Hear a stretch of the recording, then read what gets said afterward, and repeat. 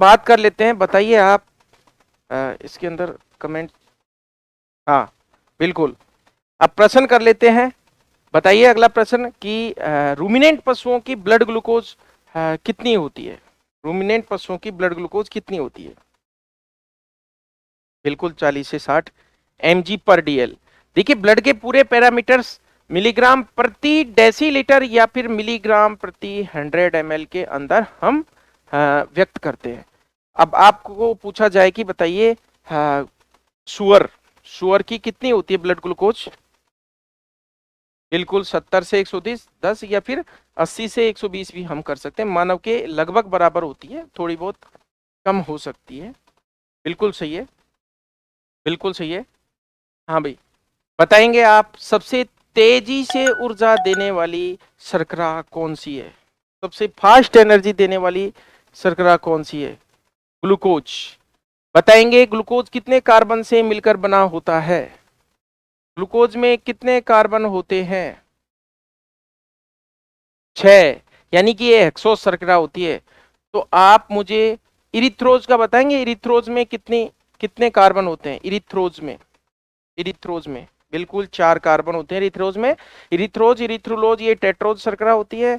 Pentose शर्करा का उदाहरण है राइबोस डी ऑक्सी राइबोस, ये पेंटोज शर्करा होती है। और अब मैं आपसे पूछ रहा हूँ, हाँ बिल्कुल सही है। पहला हमने ग्लूकोज कर लिया, ग्लूकोज के बाद हम फ्रक्टोज को ले लेते हैं। बताइए फ्रूट शुगर कौन सी होती है। फ्रक्टोज है। अब मैं क्वेश्चन कर लेता हूँ आपसे। बिल्कुल सही है, फ्रूट शुगर या फल शर्करा फ्रक्टोज होती है। बताइए भ्रूणीय जीवन की शर्करा कौन सी है। भ्रूणीय जीवन की शर्करा कौन सी है। अच्छा, अच्छा बिल्कुल फ्रक्टोज है। फ्रक्टोज को भ्रूणीय जीवन की शर्करा भी कह सकते हैं। और फ्रक्टोज शुक्राणु को ऊर्जा प्रदान करती है, जो हमने कल भी ये पॉइंट किया था। हाँ फ्रक्टोज शुक्राणु को, स्पर्म को एनर्जी देती है।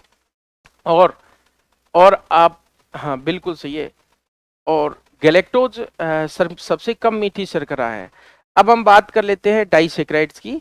ये मोनोसेक्राइड्स के अंदर शर्करा की इकाइयाँ एक होती है, इकाई एक होती है। डाइसेक्राइड्स के अंदर 2 होती हैं।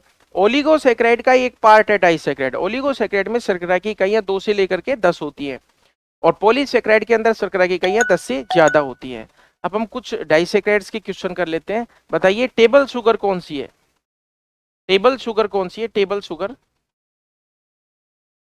हाँ बिल्कुल सुक्रोज, बिल्कुल सही है सुक्रोज। टेबल शुगर कहते हैं सुक्रोज को। और आप बताएंगे सबसे ज्यादा काम में आती है सुक्रोज, सबसे ज्यादा काम में आती है। और पशुओं के लिए सुक्रोज का कौन सा रूप हम खिलाते हैं या काम में लिया जाता है। पशुओं को सुक्रोज का कौन सा रूप दिया जाता है। बिल्कुल मोलासेज दिया जाता है। मोलासेज के रूप में जानवर हाँ शर्करा सुक्रोज काम में लेते हैं या शीरे के रूप में लेते हैं। बिल्कुल सही है। हाँ अगला प्रश्न आप बताएंगे। बिल्कुल सही है। हाँ सुक्रोज काम में लेते हैं। अगला प्रश्न बताएंगे सबसे ज्यादा लैक्टोज किस विदेशी गाय की नस्ल के दूध में होता है। बिल्कुल ब्राउन स्विस, बिल्कुल सही है ब्राउन स्विस, बिल्कुल सही है। और भारतीय नस्ल कौन सी है। किस भारतीय नस्ल। साहिवाल, बिल्कुल सही है साहिवाल। और विदेशी नस्ल की बात करें तो कौन सी होगी विदेशी नस्ल। हाँ ब्राउन स्विस, बिल्कुल सही है। बताइए 4 ऑप्शन दे दिए आपको और पूछ लिया गया आपसे कि निम्न में से किसके दुग्ध में सबसे ज्यादा लैक्टोज पाई जाती है। और ऑप्शन में मानव भी है, ऑप्शन में मानव दुग्ध भी है। बिल्कुल ह्यूमन में सबसे ज्यादा, हाँ मानव दुग्ध में सबसे ज्यादा लैक्टोज पाई जाती है। और लैक्टोज शर्करा के किण्वन से क्या बनता है। लैक्टोज शर्करा के किण्वन से यानी फर्मेंटेशन से क्या बनता है भाई बताएंगे। लैक्टोज के किण्वन से क्या बनता है। कौन सा एसिड। लैक्टिक एसिड बनता है, बिल्कुल सही है लैक्टिक एसिड। और बताएंगे, बिल्कुल सही है लैक्टिक एसिड बनता है। और माल्टोज, माल्टोज के टूटने से कौन कौन सी शर्करा बनती है। माल्टोज के टूटने से, बिल्कुल माल्टोज तो बनता है ग्लूकोज और ग्लूकोज से है। और सुक्रोज बनता है ग्लूकोज प्लस फ्रक्टोज से। और जो तीसरी शर्करा है लैक्टोज, लैक्टोज बनती है ग्लूकोज प्लस गैलेक्टोज से। बिल्कुल इनको बिल्कुल सिंपल चीजें, ऐसी चीजें पूछी जाती है, कोई ज्यादा टफ नहीं पूछा जाता आपसे। हाँ हाँ भाई, अब आप मुझे ये बताएंगे, प्रश्न आ गया, निम्न में से दुग्ध शर्करा कौन सी है? दुग्ध शर्करा कौन सी है? बताएंगे दुग्ध शर्करा कौन सी है? हाँ बिल्कुल, लैक्टोज को दुग्ध शर्करा भी कहते हैं। लैक्टोज को क्या कहते हैं? दुग्ध शर्करा भी कहते हैं। बिल्कुल सही है, लैक्टोज। अब आप बताएंगे मुझे, पृथ्वी पर सर्वाधिक मात्रा में पाया जाने वाला कार्बनिक अणु कौन सा है? धरती पर सबसे ज्यादा मात्रा में पाया जाने वाला कार्बनिक अणु कौन सा है? सेल्यूलोज। और बताइए, हाँ बिल्कुल सेल्यूलोज है, सेल्यूलोज। कौन से एंजाइम की कमी होती है? रूमिनेंट पशुओं में कौन सा एंजाइम अनुपस्थित होता है जिसके कारण, हाँ बिल्कुल सही है, समझ गया आप, जिसके कारण रूमिनेंट पशु खुद क्रूड फाइबर्स का डाइजेशन नहीं कर पाते, और रूमिनेंट पशुओं को सूक्ष्म जीवों की हेल्प चाहिए, बैक्टीरिया की हेल्प चाहिए। और बिल्कुल सही है, बैक्टीरिया की हेल्प से, यानी बैक्टीरिया के अंदर ये क्षमता होती है कि वो सेल्यूलोज एंजाइम बना लेते हैं, सेल्यूलोज एंजाइम से सेल्यूलोज का डाइजेशन होता है। लेकिन किसी भी वर्टिब्रेट जानवर के अंदर, वर्टिब्रेट के अंदर जिसके अंदर रीढ़ की हड्डी है, उसके अंदर सेल्यूलेज एंजाइम नहीं पाया जाता, और वो सेल्यूलोज को पचा भी नहीं सकता। ये तो जानवरों के अंदर, रूमिनेंट पशुओं में या सूक्ष्म जीवों के द्वारा इसको पचा दिया जाता है। अब आप बताइए, सेल्यूलोज किस शर्करा का बहुलक होता है? या सेल्यूलोज सेल्यूलोज किससे मिलकर बना होता है? कौन सी शुगर से मिलकर बना होता है? सेल्यूलोज किस शर्करा? बीटा डी ग्लूकोज का बहुलक होता है। बिल्कुल सही है। हाँ, प्रश्न आ रहा है आपके सामने। हाँ, एनिमल स्टार्च किसको बोलते हैं?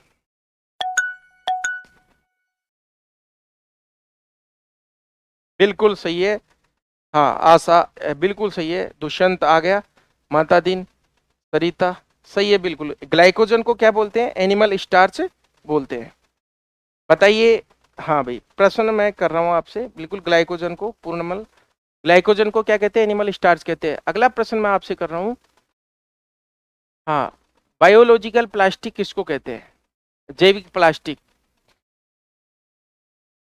सेल्यूलोज को बोलते हैं। बिल्कुल सही है, सेल्यूलोज को बोलते हैं। बिल्कुल सेल्यूलोज को बोलते हैं। बिल्कुल सभी ने सही दिया है, सेल्यूलोज को जैविक प्लास्टिक भी कहा जाता है। अगला अगला प्रश्न बताइएगा आप, आयोडीन टेस्ट किसके लिए किया जाता है? किसकी जांच के लिए आयोडीन टेस्ट किया जाता है?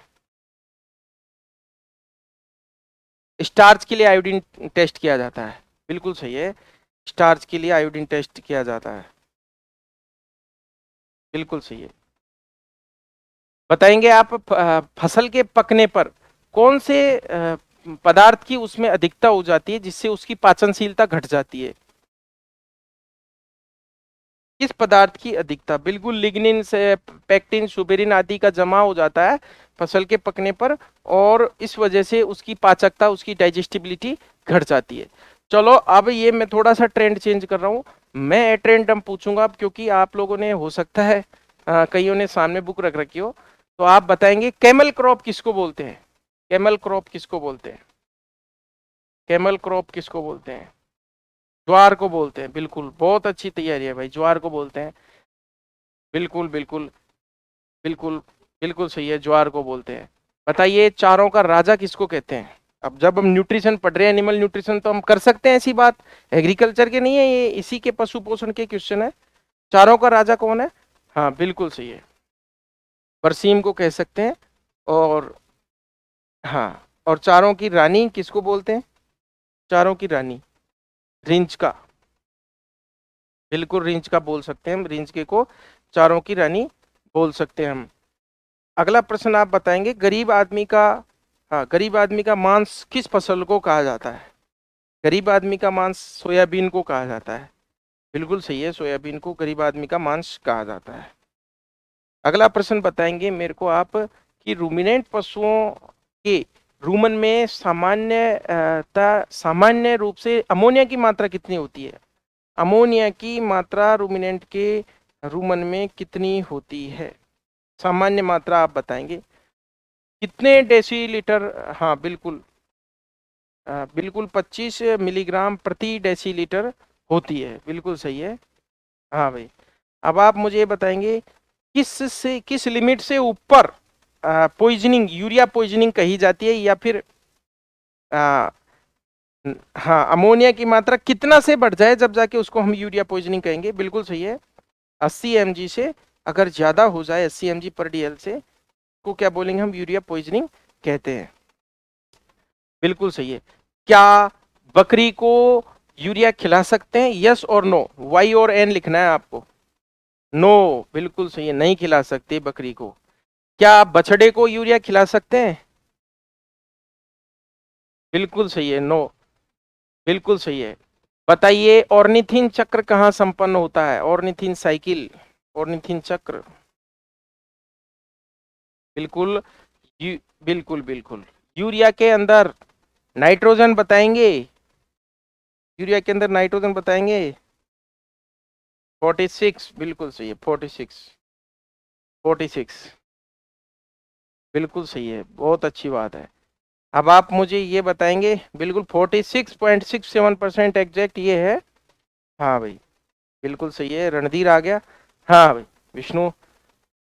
अगला प्रश्न आप बताएंगे, नाइट्रोजन में कितना परसेंट, सॉरी, प्रोटीन में कितना परसेंट नाइट्रोजन होती है? प्रोटीन में कितना परसेंट नाइट्रोजन होती है? 16%, बिल्कुल सही है। और हम क्रूड प्रोटीन ज्ञात करने के लिए किस उपकरण का उपयोग करते हैं? क्रूड प्रोटीन ज्ञात करने के लिए किस उपकरण का उपयोग करते हैं? बिल्कुल सही है, बिल्कुल सही है। क्या क्रूड प्रोटीन से डायरेक्ट, प्रश्न पूछ रहा हूँ यस और नो में, क्या आप क्रूड प्रोटीन से सॉरी जेल्डाल उपकरण से डायरेक्ट क्रूड प्रोटीन निकल आती है क्या? नहीं आती। बिल्कुल, क्या क्या ज्ञात करते हैं, नाइट्रोजन ज्ञात करते हैं। नाइट्रोजन को फिर किस फैक्टर से गुणा करते हैं? नाइट्रोजन को किस फैक्टर से गुणा करते हैं? 6.25, बिल्कुल सही है। और दूध के लिए ये फैक्टर कितना होता है, दूध के लिए कितना फैक्टर होता है ये? 6.38 होता है, बिल्कुल सही है सचिन, 6.38 होता है दूध के लिए फैक्टर।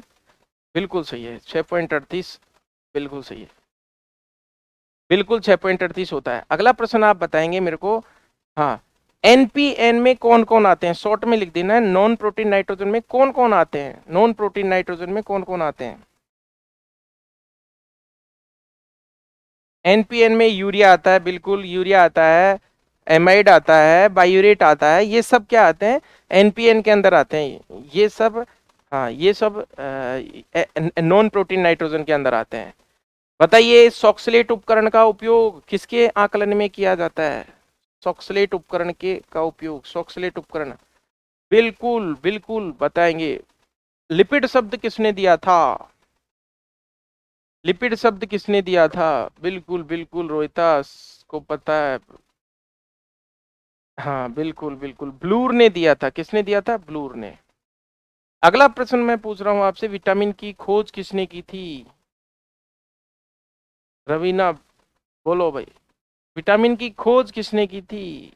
हॉपकिंस ने, हॉपकिंस ने। फंक ने तो नाम दिया था भाई, फंक ने तो नाम दिया था, हॉपकिंस ने खोज की थी विटामिन की। और बताइए विटामिन किस भाषा का शब्द है? विटामिन किस भाषा का शब्द है? विटामिन किस भाषा का शब्द है? लैटिन, लैटिन, लैटिन, बिल्कुल सही है। बताइए, हाँ बताइए, भोजन में विटामिन की पूर्णतः अनुपस्थिति क्या कहलाती है? भोजन में विटामिन की पूर्णतः, बिल्कुल एविटामिनोसिस कहलाती है, एविटामिनोसिस कहलाती है, बिल्कुल सही है, एविटामिनोसिस। और विटामिन का अध्ययन क्या कहलाता है? विटामिन का अध्ययन, स्टडी ऑफ विटामिन क्या कहलाता है भाई? क्या कहलाता है? विटामिनोलॉजी। अच्छी बात है, विटामिनोलॉजी। अब देखिए विटामिन को भोजन के आवश्यक कारक कहते हैं, एसेसरी फूड फैक्टर्स कहते हैं। और विटामिन शरीर के लिए आवश्यक होते हैं, भोजन में होने चाहिए, लेकिन ये ऊर्जा प्रदान नहीं करते, लेकिन शरीर की उपापचयी क्रियाओं को नियमित रेगुलेट करने के लिए विटामिन आवश्यक होते हैं। अब विटामिन को हम विलेयता के आधार पर दो भागों में बांटते हैं, एक तो फैट सोल्यूबल और एक वाटर सोल्यूबल। फैट सोल्यूबल के अंदर ए डी ई के आते हैं, वाटर सोल्यूबल के अंदर आते हैं बी कॉम्प्लेक्स और सी विटामिन आते हैं। अब मैं आपसे प्रश्न पूछता हूं, बताइए, बताएंगे भाई, जीरोफ्थैल्मिया किसकी कमी से होता है? जीरोफ्थैल्मिया, बिल्कुल सही है, यानी आंखों की कोई भी समस्या विटामिन ए की कमी से होती है। हाँ, अगला मैं पूछ रहा हूँ आपको। हाँ, अगला मैं पूछ रहा हूँ, स्टार ग्रेजिंग, कल भी बताया था स्टार ग्रेजिंग, स्टार ग्रेजिंग, सही है बिल्कुल, B1। अगला मैं आपसे B1 भाई। अब देखो ऐसी चीजों को आप अभी भी गलत करोगे, मेरे को न्यूट्रिशन का बस आज आज। हाँ सही है B1। अगला प्रश्न पूछ रहा हूँ, किरेटो मलेशिया, किरेटो मलेशिया। बिल्कुल सही है, vitamin A. Keratomalacia vitamin A की कमी से होता है। अगला प्रश्न पूछ रहा हूं मैं, curled toe paralysis, curled toe paralysis. बिल्कुल रवीना, सचिन, हेमंत, बिल्कुल कर्ल्ड टो पैरालिसिस सही है। बिल्कुल ऐसे ही याद होना चाहिए ताकि आपको वहां पर कंफ्यूजन नहीं हो। बताइए। हाँ बिल्कुल बताइए, बताइए विटामिन ए का पूर्ववर्ती पदार्थ कौन सा होता है? विटामिन ए का पूर्ववर्ती पदार्थ कौन सा होता है? कैरोटीन, कैरोटीन बिल्कुल, कैरोटीन, कैरोटीन बिल्कुल सही है राखी, कैरोटीन। हाँ भाई। बताइए हर्ष। बिल्कुल। अगला प्रश्न, अगला प्रश्न मैं पूछ रहा हूँ कि बताइए विटामिन ए का रासायनिक नाम क्या है? नमो नारायण भी आ गया। हाँ भाई सरिता, रेटिनॉल है, बिल्कुल सही है, रेटिनॉल है। अगला मैं प्रश्न पूछ रहा हूँ, विटामिन ए में कौन सी प्रोटीन पाई जाती है? विटामिन ए में कौन सी प्रोटीन पाई जाती है? ऑप्सिन प्रोटीन पाई जाती है। बिल्कुल। विटामिन ए रंगहीन होता है, जबकि कैरोटीन जो है वर्णक, वो हल्के पीले रंग का होता है। और कैरोटीन को विटामिन ए में बदलने की क्षमता किस जंतु में नहीं होती? किस जंतु में नहीं होती? गाय में नहीं होती, इसलिए गाय के दूध का रंग हल्का पीला होता है। सबका सही है। गाय में कैरोटीन, गाय के लीवर में कैरोटीन विटामिन ए में नहीं बदल पाता है, इसलिए हाँ, इसलिए गाय के दूध का रंग क्या हो जाता है? हल्का पीला हो जाता है। अगला मैं प्रश्न पूछ रहा हूँ, एंटी इन्फेक्टिव विटामिन कौन सा होता है? एंटी इन्फेक्टिव, संक्रमण रोधी विटामिन कौन सा होता है? ए, बिल्कुल ए, विटामिन ए संक्रमण रोधी विटामिन होता है। सही है बिल्कुल। अगला प्रश्न मैं कर रहा हूँ, अगला प्रश्न मैं कर रहा हूँ आपसे। हाँ कि बताइए, बिल्कुल अब आंसर फास्ट आ जाते हैं। अगला प्रश्न मैं आपको आपको कर रहा हूँ कि बताइए कौन सा विटामिन उपकला ऊतक की मरम्मत करता है? एपिथेलियम की मरम्मत कौन सा करता है? बिल्कुल सही है, ए विटामिन क्या करता है? उपकला ऊतक की क्या करता है? मरम्मत करता है विटामिन ए। हाँ बिल्कुल, सबका सही है। अगला प्रश्न मैं आपसे पूछ रहा हूँ कि बताइए विटामिन डी की कौन सी फॉर्म ज्यादा सक्रिय होती है? कौन सी फॉर्म, मधु, कौन सी फॉर्म ज्यादा सक्रिय होती है? D3 बिल्कुल सही है, जिसको कोलेकैल्सिफेरॉल कहते हैं हम। विटामिन डी दो रूपों में पाया जाता है, D2 और D3। D2 को अर्गेकैल्सिफेरॉल और D3 को कोलेकैल्सिफेरॉल, कोलेकैल्सिफेरॉल कहते हैं। और सूर्य की धूप से प्राप्त होने वाला विटामिन है। वैसे सूर्य की धूप से अल्ट्रावायलेट किरणें मिलती है, लेकिन ये संश्लेषित हो जाता है, सूर्य की धूप से डायरेक्ट नहीं मिलता है। सूर्य की धूप से चाहे आप दूध को धूप में रख दोगे तो दूध में उपस्थित कोलेस्ट्रॉल है वो भी किस में बदल जाएगा? विटामिन डी में बदल जाएगा। हाँ, चाहे स्किन हो, चाहे पेड़ पौधे हो। इसीलिए तो ए के अंदर विटामिन डी की मात्रा बढ़ जाती है जब हम सूर्य की धूप में घास को सुखाते हैं। तो घास के अंदर, हाँ, 7 डाइहाइड्रो कोलेस्ट्रॉल जो होता है इसका पूर्ववर्ती पदार्थ होता है। और बताएंगे आप सनसाइन विटामिन किसको कहते हैं? सनसाइन विटामिन डी को कहते हैं सनसाइन विटामिन, बिल्कुल सही है, सूर्य की धूप का विटामिन है। आप बताएंगे एंटी हिमोरेजिक विटामिन कौन सा है? एंटी हिमोरेजिक विटामिन के, अरे वाह। बताएंगे आप? हाँ, एंटी रिकेटिक विटामिन कौन सा होता है? सपना, रवीना, विनय, अजय, विष्णु, दिलखुश। एंटी रिकेटिक विटामिन कौन सा होता है? बिल्कुल सही है। एंटी जीरोप्थेल्मिक विटामिन कौन सा है? रतन, एंटी जीरोप्थेल्मिक विटामिन कौन सा होता है? बिल्कुल सही है, बिल्कुल सही है, एंटी जीरोप्थेल्मिक। हाँ बिल्कुल सही है भाई, बिल्कुल सही है।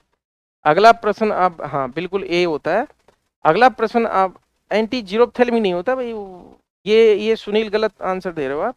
अगला प्रश्न मैं आपसे पूछता हूँ कि बताइए गूज स्टेपिंग किसकी कमी से होता है? कल भी आपको बताया था गूज स्टेपिंग, गूज स्टेपिंग, बिल्कुल B5, B5। अगला प्रश्न है, पायरिडॉक्सिन किसका रासायनिक नाम है? बिल्कुल सही है विनय, पायरिडॉक्सिन किसका, बिल्कुल सही है। अगला प्रश्न, अगला प्रश्न, थाइमिन किसका रासायनिक नाम है? थाइमिन, थाइमिन किसका रासायनिक है? इसका रासायनिक बिल्कुल सही है, B1, बिल्कुल बिल्कुल, बहुत अच्छे, बहुत अच्छे, बहुत अच्छे। देसी सांड का सीमन का हल्का पीला रंग, देसी सांड के सीमन का हल्का पीला रंग किस? हाँ बिल्कुल, B2, राइबोफ्लेविन या B2, B2, B2 बिल्कुल सही है, B2, हाँ बिल्कुल B2। अगला प्रश्न आपसे मैं कर रहा हूँ, black tongue disease in dogs, कुत्तों में ब्लैक टंग रोग। हाँ, अगला प्रश्न है, B3 बिल्कुल सही है। अगला प्रश्न है, हाँ हाँ भाई, B3 की कमी से ब्लैक टंग। अगला प्रश्न है, ब्लू टंग किसकी बीमारी है, किस जानवर की बीमारी है ब्लू टंग? ब्लू टंग किसकी बीमारी है? सीप की है, बिल्कुल भेड़ की बीमारी है ब्लू टंग। हाँ हाँ। किस सूक्ष्म जीव से होती है ये भी बताना आपको, किस सूक्ष्म जीव, किस माइक्रो ऑर्गेनिज्म से होती है? वायरस से होती है बिल्कुल, और भी वायरस से होती है, वायरस से होती है, वायरस से। हाँ भाई। अगला अगला प्रश्न, एंटी स्टेरिलिटी विटामिन कौन सा होता है? Anti sterility vitamin, vitamin E जो होता है वो किस तत्व का सहकारक है, या क्या विटामिन ई का सहकारक कौन सा तत्व है? सेलिनियम, बिल्कुल सही है, सेलिनियम।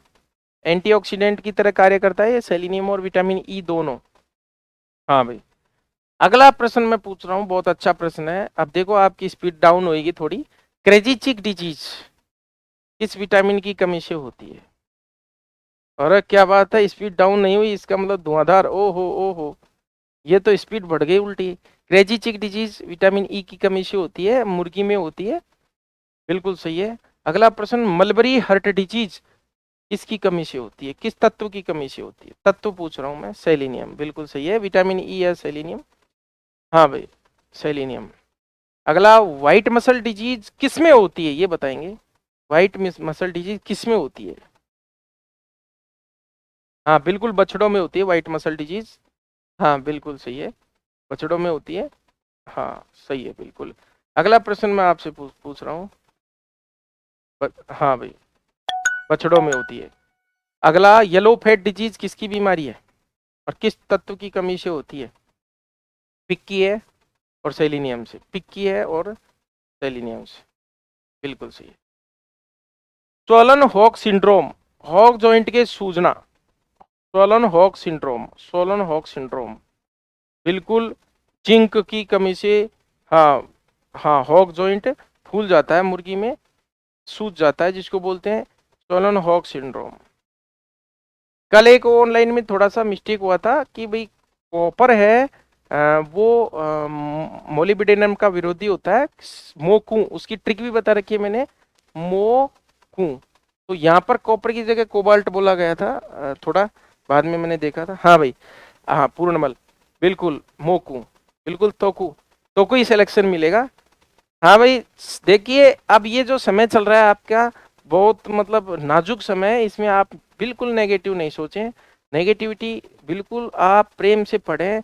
कोई युद्ध नहीं हो रहा, बिल्कुल मैं फिर बता रहा हूँ, कोई युद्ध नहीं हो रहा, कोई पहाड़ नहीं टूट रहा। वेटनरी में अगर मान लीजिए आप रह भी जाते हो तो आपके पेट का पालन आप कर सकते हो, कहने का मतलब आपको रोजगार की इतनी कमी नहीं है कि आप इतना घबराओ। इसलिए अगर होगे तो दी बेस्ट है, नहीं हुआ तो भी मरेंगे तो कोई नहीं है, कमा के सब खाएंगे और अच्छा करेंगे, कोई दिक्कत नहीं है, ईश्वर रास्ता निकालता है। लेकिन इस नेगेटिविटी की वजह से इतना बुरा डर बैठा रखा है कई बच्चों ने कि फोन आते हैं कि सर डर लग रहा है, अरे डर क्या लग रहा है, बिल्कुल शांति से पढ़ो अच्छे से। हाँ बिल्कुल, बी पॉजिटिव। हाँ भाई, हाँ लड़कियों के लिए नहीं है डर बिल्कुल भी, क्योंकि कमाने वाला मिल जाएगा, आप टेंशन मत करो, आपको डरना है। अब भाई जिसको, जो लेजी हो उसको तो डरना है कि भाई सुबह नींद नींद नहीं खुल रही 10 बजे तक, तो उसको तो, हाँ उसको तो डरना है। अगला मैं प्रश्न करता हूं आपसे, बताइए, अगला प्रश्न है, एंटीवायरल, एंटीवायरल विटामिन कौन सा होता है?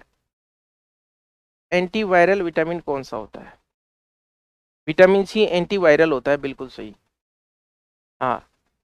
अगला प्रश्न,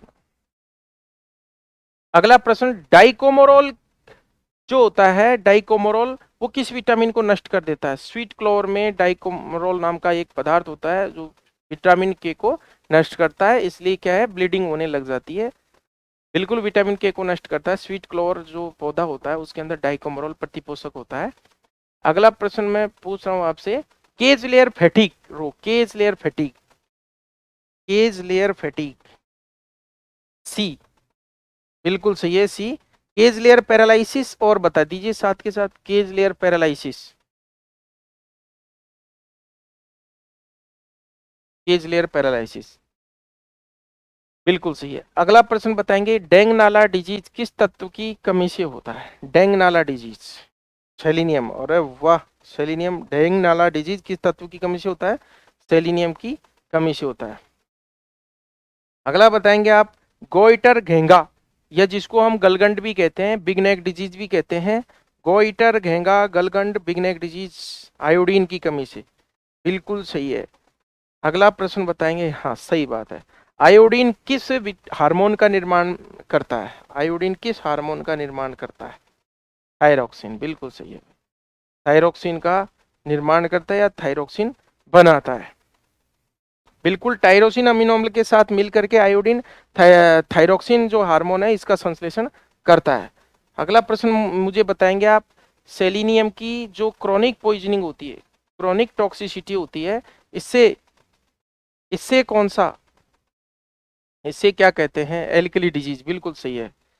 और सेलिनियम की सब एक्यूट टॉक्सिसिटी को क्या कहते हैं? सब एक्यूट, सब एक्यूट टॉक्सिसिटी को क्या कहते हैं? ब्लाइंड स्टेगर्स कहते हैं, बिल्कुल रणधीर, ब्लाइंड, पूनम, और सब ब्लाइंड स्टेगर्स कहते हैं किसकी? सेलिनियम की हाँ अधिकता को। अब मुझे बताएंगे, फ्लोरीन की कमी से कौन सा रोग हो जाता है पशुओं के, पशुओं के अंदर फ्लोरीन की कमी से कौन सा रोग हो जाता है? डेंटल कैरीज हो जाता है, बिल्कुल सही है। और फ्लोरीन की कमी से डेंटल कैरीज हो जाता है। तो अधिकता से बता दीजिए, फ्लोरीन की अधिकता से, फ्लोरीन की अधिकता से फ्लोरोसिस हो जाता है, बिल्कुल सही है। और सेलिनियम और फ्लोरीन दोनों ऐसे तत्व हैं जिनकी कमी भी नुकसानदायक है और अधिकता भी नुकसानदायक है।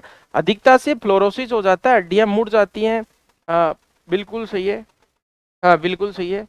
अगला प्रश्न मैं पूछ रहा हूँ आपसे, रिकेट्स, ऑस्टियोमलेशिया, ऑस्टियोपोरोसिस, तीनों रोग किस तत्व की कमी से होते हैं? रिकेट्स, ऑस्टियोमलेशिया और ऑस्टियोपोरोसिस किस तत्व की कमी से होते हैं? कैल्शियम की कमी से। ये विटामिन में अगर हम बात करें तो ये विटामिन में आता है डी, हाँ, और वैसे कैल्शियम की, हाँ बिल्कुल कैल्शियम की कमी से होता है। हाँ भाई, अगला मैं पूछ रहा हूँ आपसे, हाँ बताइए, हीमोग्लोबिन की केंद्रीय धातु कौन सी है? हीमोग्लोबिन की केंद्रीय धातु बताएंगे आप, हीमोग्लोबिन की केंद्रीय धातु कौन सी है? आयरन, बिल्कुल सही है। अगला, हाँ अगला बताएंगे, विटामिन बी 12 की केंद्रीय धातु कौन सी है? विटामिन बी 12 की केंद्रीय धातु कौन सी है? कोबाल्ट, सही है, बिल्कुल बिल्कुल। इन दोनों, हाँ विटामिन बी 12 और कोबाल्ट की कमी से एक एनीमिया हो जाता है, उसका नाम बताएंगे आप? एक एनीमिया हो जाता है इनकी कमी से, परनीशियस एनीमिया, बिल्कुल सही है। परनीशियस एनीमिया इनकी कमी से हो जाता है, विटामिन बी 12 या कोबाल्ट की कमी से। अगला, हाँ भाई बिल्कुल, परनीशियस एनीमिया हो जाता है विटामिन बी 12 और कोबाल्ट की कमी से। अगला प्रश्न आप मुझे बताएंगे, हाँ भाई, अगला बताएंगे आप क्वेश्चन कि रिकेटिक रोजरी, रिकेटिक रोजरी, रिकेटिक रोजरी किस तत्व की कमी से होता है? रिकेटिक रोजरी, रिकेटिक रोजरी, नहीं मैग्नीज नहीं है भाई, कैल्शियम है। रिकेटिक रोजरी किसकी कमी से होता है? कैल्शियम की कमी से होता है। रिकेटिक रोजरी किसकी कमी से होता है? कैल्शियम की कमी से होता है, हाँ बिल्कुल कैल्शियम की कमी से होता है रिकेटिक रोजरी। बताएंगे आप, हाँ, हाँ भाई, माइलिन शीथ जो तंत्रिका के चारों ओर आवरण होता है उसका निर्माण कौन, कौन सा तत्व, कौन सा पदार्थ करता है? बिल्कुल फैट से होता है। बताएंगे, सुअर की फैट क्या कहलाती है? सुअर की फैट क्या कहलाती है? सुअर की वसा क्या कहलाती है? लार्ड, बिल्कुल सही है, लार्ड, सभी का आंसर सही है, लार्ड। अगला प्रश्न मैं आपसे पूछ रहा हूं कि भेड़ की ऊन के ऊपर जो फैट होती है उसको क्या कहते हैं? भेड़ की ऊन के ऊपर जो फैट होती है लेनोलिन कहते हैं, बिल्कुल सही है, लेनोलिन कहते हैं। हाँ, अगला मैं पूछ रहा हूँ, वसा के अंदर कितना परसेंट कार्बन होता है? फैट में कितना परसेंट कार्बन होता है? 77, 77% कार्बन होता है, बिल्कुल सही है। 77% कार्बन होता है फैट के अंदर। हाँ भाई, बिल्कुल सही है, बिल्कुल सही है। 77% कार्बन होता है वसा के अंदर। अगला प्रश्न मैं आपसे पूछ रहा हूँ। हाँ, 77 है, सही है, बिल्कुल सभी का सही है। अगला प्रश्न मैं आपसे पूछ रहा हूँ। हाँ भाई, टेल नेक्रोसिस किसकी कमी से हो जाता है? किस खाद्य पदार्थ की कमी से टेल नेक्रोसिस हो जाता है? टेल नेक्रोसिस फैट की कमी से होता है। वसा की कमी से, फैट की कमी से क्या हो जाता है? टेल नेक्रोसिस हो जाता है।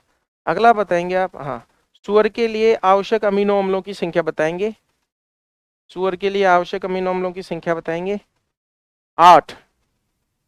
सही है भाई, 8। मुर्गी के लिए बताएंगे। मुर्गी के लिए बताएंगे 11। मुर्गी के लिए 11, बिल्कुल। हाँ, बिल्कुल, बिल्कुल। हाँ भाई, और मानव के लिए होते हैं 10, जिनमें आर्जिनिन और हिस्टिडीन तो होते हैं अर्ध अनिवार्य है। मानव के लिए आर्जिनिन और हिस्टिडीन अर्ध अनिवार्य होते हैं। कल मैंने आपसे बताया था कि टोरिन जो है बिल्ली के लिए आवश्यक होता है, और सुअर के लिए आवश्यक अमीनो अम्ल बताना है आपको। सुअर के लिए आवश्यक अमीनो अम्ल, और सुअर के लिए कौन सा आवश्यक होता है? लाइसिन। कौन सा होता है? लाइसिन। हाँ भाई, लाइसिन। सिस्टीन, सिस्टाइन और मिथियोनिन ये तो होते हैं सल्फर युक्त अमीनो अम्ल। और सल्फर युक्त हार्मोन कौन सा है? अब बताइए, सल्फर युक्त हार्मोन कौन सा है? सल्फर युक्त हार्मोन है इंसुलिन, बिल्कुल सही है, इंसुलिन सल्फर युक्त हार्मोन है। सल्फर युक्त विटामिन मैं बता देता हूं आपको, थायमिन और बायोटिन, विटामिन B1 और B7 दोनों क्या होते हैं? सल्फर युक्त विटामिन होते हैं। हाँ भाई, बिल्कुल, B7, B7, B17 नहीं भाई, B7, B7। अगला प्रश्न आप बताएंगे मुझे, एंजूटिक एटेक्सिया। एंजूटिक एटेक्सिया, ये रोग किसकी कमी से होता है? एंजूटिक एटेक्सिया। कॉपर, बिल्कुल सही है। और एंजूटिक मेरस्मस पूछूं तो? एंजूटिक मेरस्मस, एंजूटिक मेरस्मस बिल्कुल सही है, कोबाल्ट की कमी से एंजूटिक मेरस्मस। ये कॉपर की कमी से, और ये कोबाल्ट की कमी से होता है। अगला आप बताएंगे मुझे, मुर्गियों में एक रोग होता है फ्रिजल्ड फीदर्स। फ्रिजल्ड फीदर्स, ये किसकी कमी से होता है? अरे वाह, आपको ये भी आता है, ये टफ है थोड़ा। जिंक की कमी से फ्रिजल्ड फीदर्स हो जाता है। फ्रिजल्ड यानी, हाँ, घुंघराले पंख हो जाते हैं। फ्रिजल्ड फीदर्स का मतलब घुंघराले पंख, घुंघराले पंख, फ्रिजल्ड फीदर्स। अगला प्रश्न आप मुझे बताएंगे।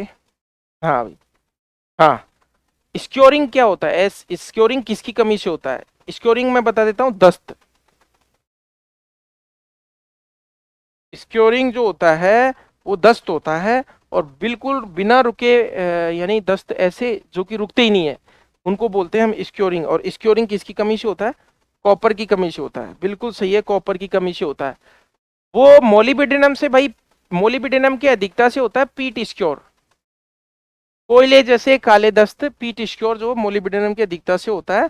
लेकिन आपसे मैं पूछा था कि कॉपर की कमी से कौन सा रोग होता है, तो कॉपर की कमी से स्क्योरिंग होता है। बताइए, दूध में सर्वाधिक कौन सी प्रोटीन पाई जाती है? दूध में कौन सी प्रोटीन सर्वाधिक पाई जाती है? दूध में कौन सी प्रोटीन सर्वाधिक पाई जाती है? केसीन। केसीन ही है भाई, केसीन ही है। केसीन कितना परसेंट होती है? केसीन 80%। 80% होती है केसीन। और केसीन में कौन सा तत्व पाया जाता है? कैल्शियम, फास्फोरस, जिंक, मैग्नीज, इन इसमें से आंसर देंगे आप। केसीन में कौन सा तत्व पाया जाता है? केसीन में कौन सा तत्व पाया जाता है? बिल्कुल गलत, कैल्शियम नहीं पाया जाता भाई दीपक, फास्फोरस पाया जाता है। केसीन फास्फोप्रोटीन है। केसीन एक फास्फोप्रोटीन है। केसीन एक फास्फोप्रोटीन है, इसके अंदर फास्फोरस पाया जाता है। हाँ, वो जो डाइजेशन होता है उसमें जरूर कैल्शियम पैराकैसिनेट बन जाता है, लेकिन केसीन एक फास्फोरस युक्त प्रोटीन है। ये कंफ्यूजिंग पॉइंट हो सकता है आपके लिए। अगला आप बताएंगे, बायूरेट परीक्षण। कई बच्चे बोल रहे हैं बस आप लिख करके बताओ, बायूरेट परीक्षण किसके लिए किया जाता है? बायूरेट परीक्षण बायोरेट टेस्ट किसकी पहचान के लिए किया जाता है? प्रोटीन के लिए।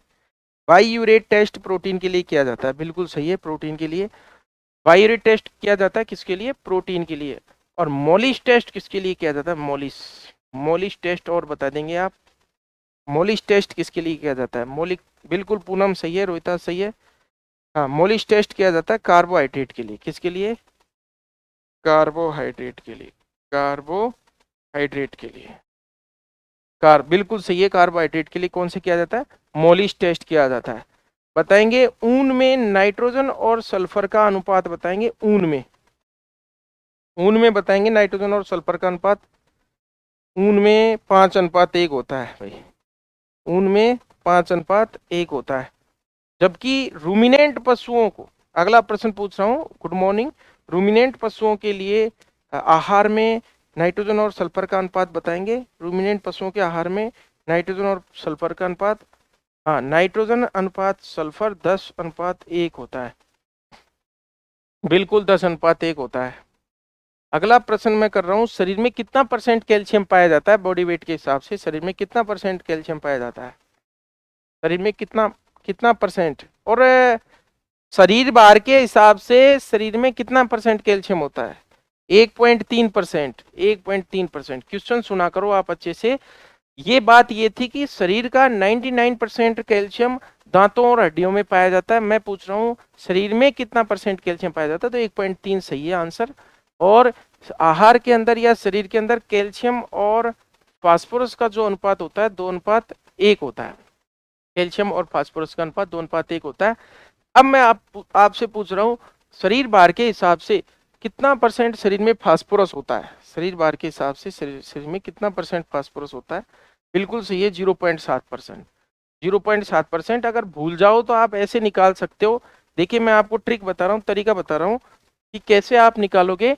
कि शरीर में, जब आपको बता दिया कि पशु के शरीर में या मानव के शरीर में 3% क्या पाए जाते हैं? खनिज पाए जाते हैं। और वैसे 40 होते हैं संख्या में खनिज, कुल खनिज 40 होते हैं। 40 जो कि आवश्यकता होती है। 40 में से 17 खनिज तो रोज डाइट के अंदर चाहिए, डेली डाइट में चाहिए। 17 में से 7 खनिज तो होते हैं मैक्रो, जो कि ज्यादा मात्रा में चाहिए। और 10 खनिज होते हैं माइक्रो, जो कि कम मात्रा में चाहिए होते हैं। 70 mg से जो ज्यादा मात्रा में चाहिए, 70 mg पर केजी बॉडी वेट से ज्यादा चाहिए, उसको मैक्रो कहते हैं। मैक्रो का मतलब होता है गुरु। और और इससे कम चाहिए उसे कहते हैं लघु। लघु मतलब 70 mg से कम मात्रा में चाहिए। अब मैं बात कर रहा हूं शरीर में 3% खनिज टोटल आपको बताया। और कुल खनिजों का 75% भाग, 75% भाग कैल्शियम और फास्फोरस से बना हुआ होता है। तो हम इसको देख लेते हैं कि भाई जैसे 100 किलो बॉडी वेट है, तो 100 किलो में 3 किलोग्राम क्या हो गए? खनिज। अब 3 किलोग्राम के अंदर हम डिवाइड करते हैं कि भाई 75% कितना हुआ, तो 3 इंटू 75/100, यानी कि ये हो गया लगभग इसका 2.15 सत्य किसरे 22, यानी 2.25 किलोग्राम हो गया, ऐसे मान लो। यानी 2.25% क्या हो गया? कैल्शियम प्लस फास्फोरस, ये आ गया। अब हम इस 2.25 को 2:1 में बांटते हैं, क्योंकि आपको पता है कैल्शियम और फास्फोरस का रेशियो 2:1 होता है। तो 2.25 को जब हम 2:1 में बांटते हैं, तो 1.3% तो आ जाता है कैल्शियम। और 0.7%, लगभग 7-8% आ जाता है फास्फोरस। तो ये होता है इसका तरीका। अब आप याद करो तो बेटर है, नहीं याद करो तो बेटर है। अब मैं प्रश्न पूछता हूं आपसे, पीपीएच रोग किसकी कमी से होता है? पीपीएच रोग किसकी कमी से होता है? फास्फोरस। बिल्कुल सही है, फास्फोरस, बिल्कुल सही है। हाँ भाई। अगला प्रश्न, ग्रास टिटेनी, ग्रास स्टेगर्स या लैक्टेशन टिटेनी? ग्रास टिटेनी, बिल्कुल सही है, बिल्कुल सही है। आप बताएंगे मैग्नीशियम को हम आईवी के रूप में किस फॉर्म में चढ़ा सकते हैं? आईवी के रूप में हम जब मैग्नीशियम को काम में लेंगे तो कौन सा किस रूप में हम देंगे? सीएमबीजी के रूप में देंगे भाई। देखिए यूथेनेशिया मैं नहीं पूछना चाहता, यूथेनेशिया भी इस सब्जेक्ट का भी नहीं है। यूथेनेशिया सैचुरेटेड सॉल्यूशन को हम बॉडी टेम्परेचर पर जब हम आईवी देते हैं तो उसे सुखमय मृत्यु, जिसको बोलते हैं, CMBG के रूप में हम चढ़ा सकते हैं कि इसको। अगला प्रश्न आप, हाँ बिल्कुल सही है, अगला प्रश्न आप बताएंगे कि घोड़ी में लैक्टेशन टिटेनी किस तत्व की कमी से होती है? घोड़ी में लैक्टेशन टिटेनी किस तत्व की कमी से होती है? बिल्कुल सही है, कैल्शियम की कमी से होती है। तो बताएंगे दलहनी चारों में किस तत्व की अधिकता होती है? हाँ बिल्कुल सही है, कैल्शियम की अधिकता होती है भाई, दलहनी जो चारे होते हैं उनके अंदर कैल्शियम की अधिकता होती है। अगला प्रश्न आता है कि चमड़े चमड़े जैसा अंडे का कवच किस तत्व की कमी से होता है? हाँ लिखते जाओ, सी ए लिखते जाओ, सही है। सभी का आंसर कैल्शियम जा रहा है। बताइए कैल्शियम की सांद्रता बताएंगे आप? मीटर कैल्शियम की सांद्रता ब्लड के अंदर, रक्त के अंदर कैल्शियम की सांद्रता 9 से 11 मिलीग्राम प्रति डेसीलीटर होती है। बिल्कुल सही है, 9 से 11 होती है कैल्शियम की सांद्रता, 9 से 11 mg पर DL होती है। अगला प्रश्न आप बताएंगे, एक बीमारी लिख रहा हूं, न्यूट्रिशनल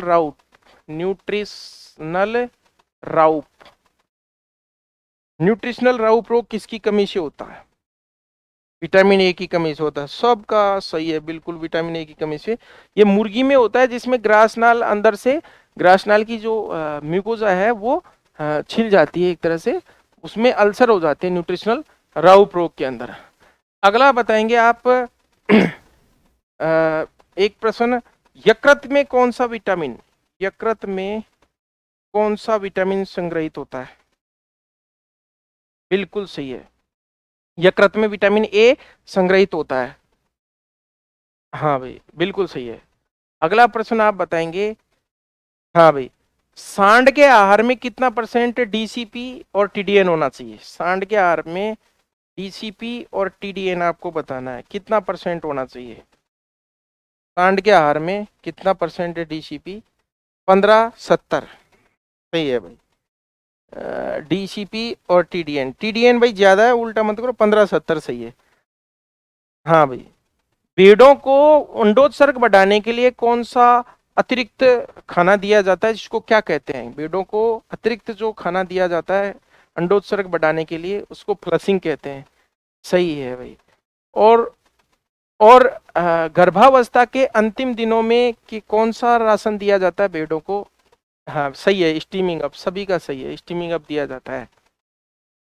तो मैं आपसे पूछ रहा हूँ, स्टीमिंग अप राशन में कितना % DCP और TDN होता है? स्टीमिंग अप राशन में DCP और TDN बताना है आपको।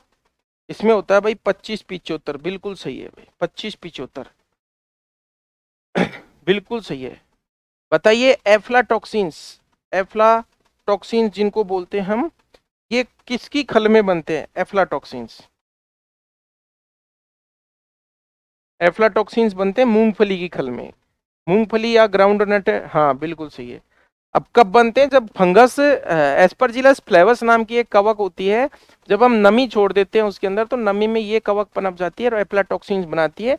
एफ्लाटॉक्सिन्स भी 4 प्रकार के होते हैं, B1, G1, B2 और G2, जिसमें सर्वाधिक विषैला होता है B1। हाँ भाई बताइए, हाँ अब प्रश्न पूछ रहा हूं मैं, बबूल और खेजड़ी की पत्तियों को क्या कहते हैं जो गर्मियों में खिलाई जाती है? इनकी पत्तियों को क्या कहते हैं? लूम कहते हैं, बिल्कुल सही है, लूम कहते हैं। जो गर्मियों में खिलाई जाती है लूम कहते हैं। सही है भाई, बिल्कुल। बबूल डालते ही टेनिन डाल दिया था एक बच्चे ने, यानी एंटी न्यूट्रिशनल का बड़ा वो है इसको। तो बताइए, हाँ बताइए, अनाजों में कौन से एंटी मेटल यानी धातु को बांधने वाले प्रतिपोषक पदार्थ पाए जाते हैं? अनाजों में धातु को बांधने वाले कौन से प्रतिपोषक पदार्थ पाए जाते हैं? अनाजों की बात कर रहा हूं भाई, फाइटेट्स। एक बच्चे का सही आया है, फाइटेट्स। जबकि चारे के अंदर होते हैं ऑक्जेलेट्स। ऑक्जेलेट्स किस में होते हैं? चारे में। हालांकि दोनों में हो सकते हैं, लेकिन फाइटेट की अनाजों में अधिकता होती है। और हाँ भाई सही है, सही है भाई। अगला प्रश्न मैं पूछ रहा हूं, एक दुधारू गाय को हम प्रोडक्शन राशन, देसी गाय को हम 1 किलोग्राम दुग्ध के उत्पादन पर कितना किलोग्राम अतिरिक्त सॉरी, हाँ 2.5 किलोग्राम सही है, आपने पहले ही बता दिया। हाँ भाई, और विदेशी गाय को, विदेशी गाय को, विदेशी गाय को नहीं, 2 किलोग्राम। देखिए विदेशी गाय और भैंस का दुग्ध क्या होता है, गाढ़ा होता है। हाँ, तो उनको तो 2 किलोग्राम दूध पर 1 किलोग्राम कंसंट्रेट अलग चाहिए। हाँ, और देसी गाय को लगभग 2.5 किलोग्राम दुग्ध उत्पादन पर अतिरिक्त रूप से 1 किलोग्राम कंसंट्रेट चाहिए। अगला प्रश्न मैं आपसे पूछ रहा हूँ कि विदेशी गाय के लिए या भैंस के लिए प्रेगनेंसी राशन में कितना हम उसको अतिरिक्त बांट देंगे। विदेशी गाय और भैंस को प्रेगनेंसी राशन में, हाँ अतिरिक्त देंगे 1.75 किलोग्राम, बिल्कुल सही है। और देसी को देते हैं 1.25 किलोग्राम, सही है। अगला मैं प्रश्न पूछ रहा हूं, सभी को आ रहा है। अगला प्रश्न पूछ रहा हूं, alpha amylase inhibitor, alpha amylase inhibitor किसमें पाया जाता है प्रतिपोषक पदार्थ। अल्फा एमाइलेज इनिबिटर राजमा में, सही है भाई दीपक, सही है। किसमें पाया जाता है, राजमा में। अगला प्रश्न मैं पूछ रहा हूं आपसे, हाँ हाँ, रिसिन, रिसिन बताएंगे, रिसिन, रिसिन प्रतिपोषक किसमें पाया जाता है, रिसिन अरंडी में पाया जाता है, सही है बिल्कुल, अरंडी में पाया जाता है, बिल्कुल सही है, बिल्कुल सही है, अरंडी में रिसिन पाया जाता है। अगला आप बताएंगे, लेक्टिन किसमें पाया जाता है, लेक्टिन, लेक्टिन और रिसिन दोनों ही किसमें होते हैं, अरंडी में, सही है, अरंडी में होते हैं। अगला प्रश्न में, हाँ सही है, रिसिन और लेक्टिन दोनों अरंडी में होते हैं। अगला मैं आपसे प्रश्न पूछ रहा हूँ, हाँ भाई, धुरिन नामक प्रतिपोषक पदार्थ किसमें पाया जाता है, धुरिन, धुरिन, धुरिन ज्वार में, वेरी गुड वेरी गुड। अगला लिनामेरिन, लिनामेरिन, लिनामेरिन, लिनामेरिन अलसी में पाया जाता है, सही है, अलसी में लिनामेरिन पाया जाता है, लिनसीड के अंदर अलसी में पाया जाता है। अगला मैं आपसे पूछ रहा हूं, माइमोसिन किसमें पाया जाता है, माइमोसिन, माइमोसिन सुबाबुल में पाया जाता है, सही है बिल्कुल, सुबाबुल में पाया जाता है माइमोसिन। अगला मैं आपसे पूछ रहा हूं, बताइए नाइट्रेट विषाक्तता किस चारे से होती है, नाइट्रेट पॉइजनिंग, नाइट्रेट विषाक्तता, हाँ सही है भाई, जई के चारे से नाइट्रेट विषाक्तता होती है। अगला प्रश्न मैं पूछ रहा हूँ, जई के चारे से, ओट, ओट, इसको ओट हे पॉइजनिंग भी कहते हैं, ओट हे पॉइजनिंग। इसमें शरीर का रंग नीला हो जाता है, उसको क्या कहते हैं बताएंगे आप, आपके कमेंट आपको दिखा रहा हूं मैं, हाँ भाई, शरीर का रंग नीला हो जाना क्या कहलाता है, साइनोसिस कहलाता है, साइनोसिस कहलाता है, शरीर का रंग नीला हो जाना क्या कहलाता है, साइनोसिस कहलाता है। अगला प्रश्न, हाँ बिल्कुल सही है, साइनोसिस। बताइए नाइट्रेट पॉइजनिंग का एंटीडोट बताओ, इसका एंटीडोट बताओ, नाइट्रेट पॉइजनिंग का एंटीडोट बताओ भाई, नाइट्रेट पॉइजनिंग का, हाँ methylene blue, 1% methylene blue, 1% methylene blue, बिल्कुल। अब आपसे मैं पूछ रहा हूं, नाइट्रेट टेस्ट किसके लिए, किसकी मिलावट के लिए किया जाता है, नाइट्रेट टेस्ट, नाइट्रेट टेस्ट किसकी मिलावट के लिए किया जाता है, दूध में, दूध में पानी की मिलावट के लिए नाइट्रेट टेस्ट किया जाता है, बहुत अच्छी बात है, पानी की मिलावट के लिए कौन सा टेस्ट किया जाता है, नाइट्रेट टेस्ट किया जाता है, बिल्कुल सही है। हाँ भाई, अगला मैं आपसे पूछ रहा हूँ कि बताइए गॉसिपॉल नाम का प्रतिपोषक, गॉसिपॉल नाम का प्रतिपोषक किसमें पाया जाता है, गॉसिपॉल सभी को पता है, कपास के अंदर पाया जाता है, सही है, कपास में गॉसिपॉल पाया जाता है। हाँ भाई, गॉसिपॉल की प्रवृत्ति होती है शुक्राणुनाशी, स्पर्मिसाइडल होता है ये शुक्राणुनाशी, और ये आयरन को बांध लेता है, लोहे को, और ज्यादातर प्रतिपोषक पदार्थ गर्म करने पर नष्ट हो जाते हैं। सोयाबीन के अंदर जैसे ट्रिप्सिन इनिबिटर, काइमोट्रिप्सिन इनिबिटर, ये प्रोटीन के पचाने वाले जो प्रोटीएज एंजाइम होते हैं उनके इनिबिटर्स पाए जाते हैं सोयाबीन में, राजमा में जो दलहनी होते हैं चारे। अब मैं पूछता हूँ आपसे, कच्चे अंडे में कौन सा प्रतिपोषक पदार्थ पाया जाता है, कच्चे अंडे में, एविडिन, बिल्कुल सही है, एविडिन पाया जाता है कच्चे अंडे के अंदर। हाँ, बिल्कुल एविडिन पाया जाता है। अगला प्रश्न, कच्ची मछली में, कच्ची मछली में, कच्ची मछली में कौन सा पाया जाता है भाई? मैथिली। हालांकि देखिए ये प्रश्न बनने लायक तो नहीं है। हाँ, कच्ची मछली में थाइमिनेज, थाइमिनेज पाया जाता है भाई, थाइमिनेज। नहीं आया किसी का आंसर? थाइमिनेज, ये मैं चेक कर रहा था कि इस पे कौन से बच्चे जुड़े हुए हैं। बिल्कुल ज्यादातर बच्चे पैरावेट के ही जुड़े हुए हैं, इससे मैं चेक कर सकता हूँ। ऐसा क्वेश्चन डालते ही सभी को पता लग गया होगा मैंने क्या चेक किया है। हाँ भाई, थाइमिनेज पाया जाता है। अगला मैं आपसे प्रश्न पूछूंगा कि बताएं ओसिन प्रोटीन किस में पाई जाती है? ओसिन, ओसिन, ओसिन प्रोटीन किस में पाई जाती है? ओसिन प्रोटीन विटामिन ए में होती है। हैं? ओसिन प्रोटीन होती है बोन में, बोन में, हड्डी में। गलत आने लग गए भाई। OSSEIN, ओसिन। मैं ऑप्शन नहीं पूछ रहा, OPSIN, ऑप्शन प्रोटीन होती है विटामिन ए में। ओसिन प्रोटीन तो होती है बोन के अंदर, हड्डी के अंदर। हाँ भाई, बताएंगे आप स्टार्च इक्विवेलेंट किसने दिया था? स्टार्च इक्विवेलेंट, स्टार्च इक्विवेलेंट किसने दिया था? केल्नर ने दिया था, बिल्कुल केल्नर ने दिया था। कार्बोहाइड्रेट का स्टार्च इक्विवेलेंट बताएंगे आप? कार्बोहाइड्रेट का स्टार्च इक्विवेलेंट ऐसी कितना होता है? कार्बोहाइड्रेट का स्टार्च इक्विवेलेंट 1 होता है, सही है। अगला प्रश्न आप बताएंगे, प्रोटीन का स्टार्च इक्विवेलेंट क्या होता है? प्रोटीन का बताएंगे 0.9, बिल्कुल सही है। और हाँ, और वसा का थोड़ा वेरिएबल होता है, वसा का।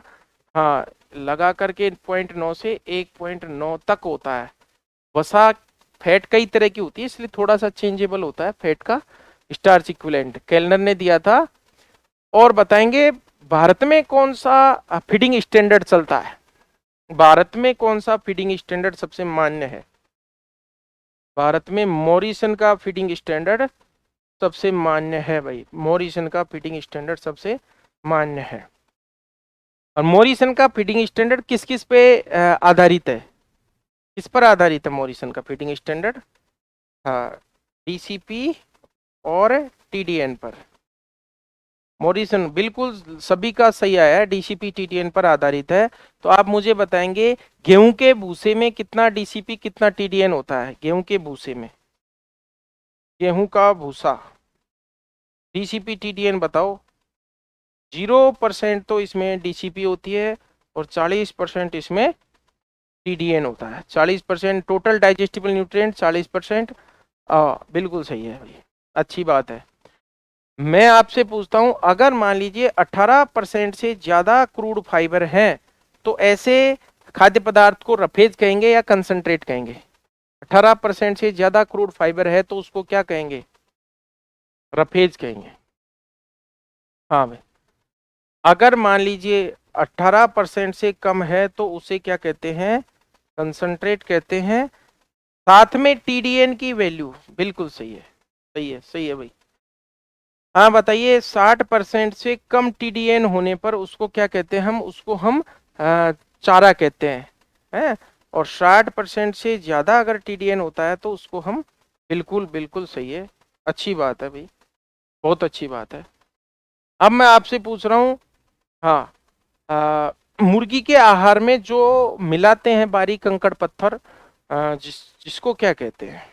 ग्रिट कहते हैं, बिल्कुल ग्रिट कहते हैं। क्योंकि ग्रिट से एक तो पिसाई अच्छी हो जाती है मुर्गी की प्रेषणी में, जिसको हम गिजार्ड बोलते हैं, उसके अंदर मुर्गी के हाँ। और दूसरा, कैल्शियम का ये स्रोत भी होता है। ग्रिट जो कंकड़ पत्थर होते हैं उसके अंडे के निर्माण के लिए बहुत अच्छे होते हैं ग्रिट, ग्रिट। अगला प्रश्न मैं आपसे करता हूँ, हेलेज में पानी की मात्रा बताओ। हेलेज में वाटर कंटेंट बताएंगे आप? 45 से 55, बिल्कुल सही है। हेलेज के अंदर हे और साइलेज दोनों के क्रॉस से हेलेज बना है। सॉरी, फिर आज टेक्निकल इश्यू हो गया, लाइट गई।